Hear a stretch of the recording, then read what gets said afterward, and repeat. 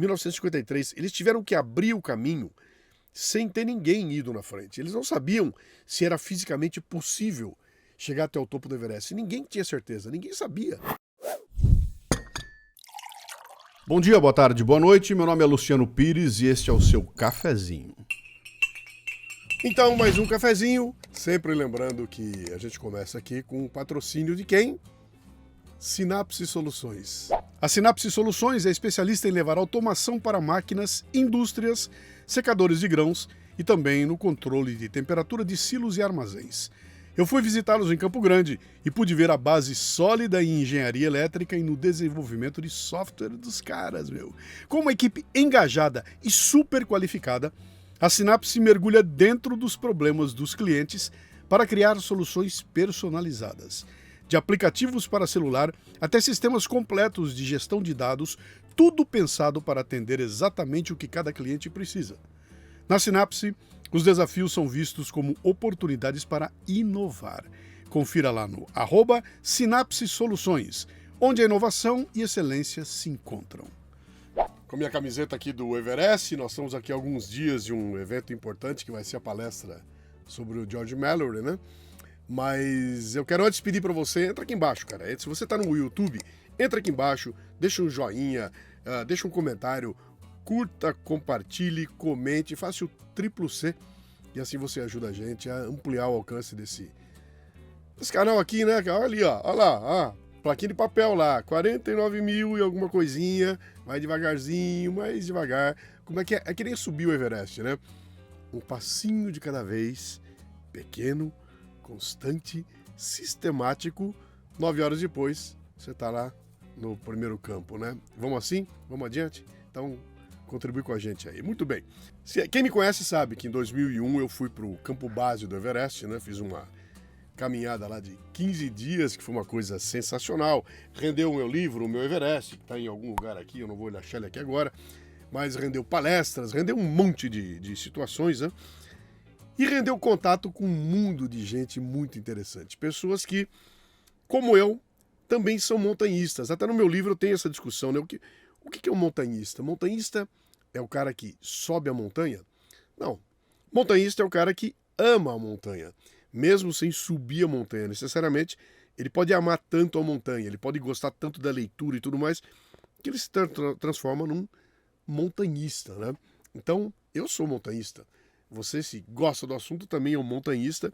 E o fato de eu ter ido para lá e ter publicado o livro me colocou em contato com dezenas, centenas de montanhistas. E aconteceram coisas do Arco da Velha nesse período todo, né? Então, um dia eu estava trabalhando, entrou para mim uma mensagem de um sujeito que me ouvia, que era ouvinte, que leu o livro e tudo mais, e contando uma história interessante. Ele falou: olha, eu trabalhava numa empresa tal, e um belo dia era uma coisa ligada à estrada de ferro, uma coisa muito antiga das empresas inglesas que vieram para o Brasil montar a estrada de ferro aqui, e um dia foram desmontar a sede e tinha uma biblioteca naquela sede, e na hora de jogar fora tudo que tinha lá, ele foi ali e salvou daquela biblioteca alguns livros e guardou com ele em casa.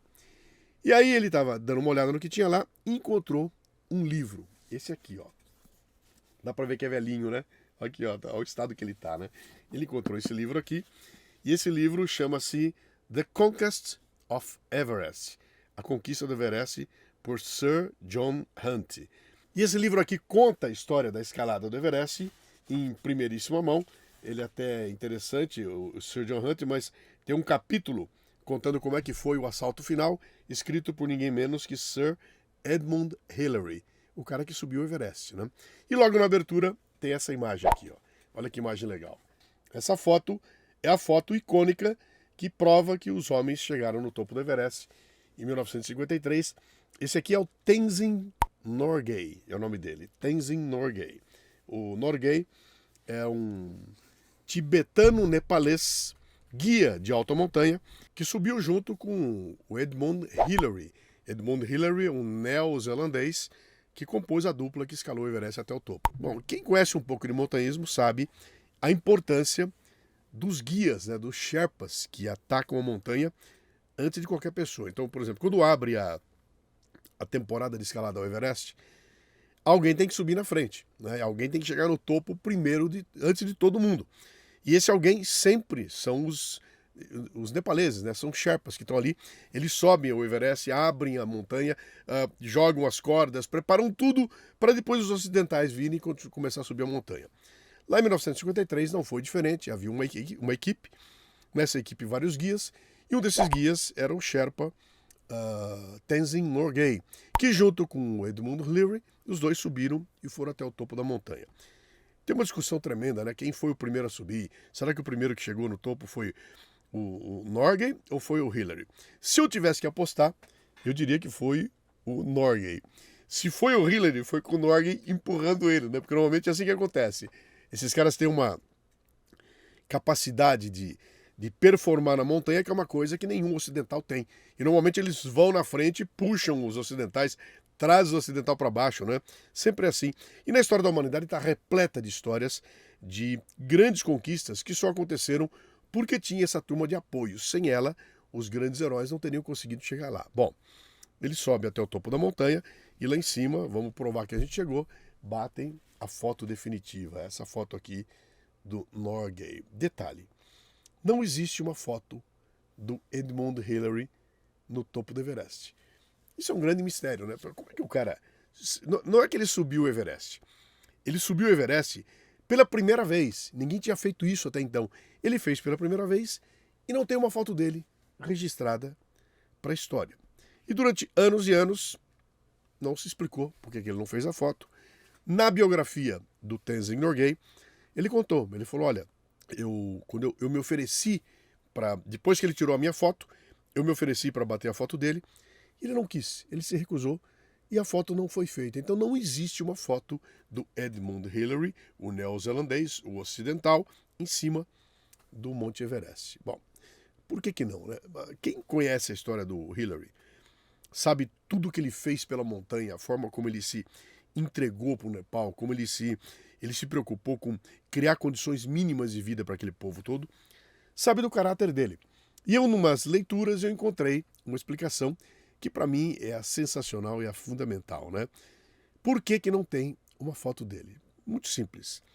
Ele sabia que subindo em dupla, ele era o ocidental, ele era o homem civilizado, ele era o cara de origem europeia que seria o grande herói que conquistaria o Everest. Ele pensou, cara, se tiver uma foto minha lá em cima, ninguém vai dar bola pro meu companheiro de subida. E eu sei o valor dele. Eu sei que eu só cheguei no topo do Everest porque o Norgay estava comigo. E sem ele, eu não teria nunca conseguido fazer isso aqui. Ele falou, então, se aparecer uma foto minha, só vão dar bola para mim. E vão deixar em segundo plano, como fizeram com a história, com todos esses, digamos, coadjuvantes. O Norgay não tinha nada de coadjuvante, né? Mas a história sempre tratou assim, deixa os caras em segundo plano e eles desaparecem. Então o Hillary pensou o seguinte, eu vou tirar uma foto dele e não vou tirar a minha. Lembre-se, nós estamos falando de 1953.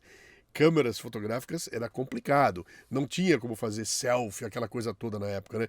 Imagina os caras com aquela luva gigantesca, era tudo muito difícil naquela época. Então ele optou por, eu vou tirar uma foto só do Tenzin Norgay e essa será a foto oficial que vai mostrar para o mundo que nós conquistamos o topo do Everest. E eu me contento a saber que eu estive lá. Até porque ele não dava muita bola para o assunto, né? Quando entrevistaram ele anos depois, ele falou o seguinte, falou, cara, eu achei que quando a gente subisse a montanha, estava resolvido o assunto, ninguém mais ia se preocupar com o Everest. Uma vez que foi conquistado, acabou, ninguém ia dar bola para aquilo. Mal sabia ele que aquilo ia virar uma febre mundial. Mas a decisão dele de não aparecer na foto, de não ter uma foto dele, fez com que Tenzin Norgay ocupasse o lugar dele na história. E aí você para pensar, fala, cara, isso é um projeto de vida do sujeito, né?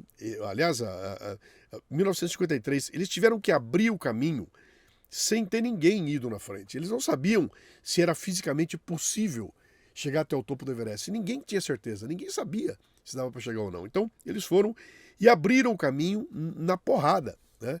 1953. E a hora que o cara consegue esse feito inigualável, ele opta por não aparecer. Ele fala, deixa, eu vou ficar em segundo plano, que brilhe o meu companheiro de jornada. E com isso ele muda um pouco a história, né? Tenzin Norgay passou a constar em todos os livros. A foto da conquista do Everest é o tibetano nepalês, não é o neozelandês, né? Cara, isso traz uma série de reflexões aqui que é importante fazer hoje em dia, cara. Nós estamos numa sociedade onde todo mundo quer ser famoso, né? Todo mundo quer aparecer.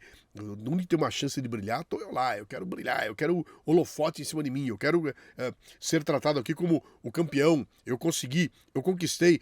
Os gurus, né? Esse pessoal, os coaches, essa turma toda aí trabalha com essa questão de que você tem que se fazer importante. Você tem que se fazer notado. Você tem que aparecer. Cara, olha essa loucura de rede social, né?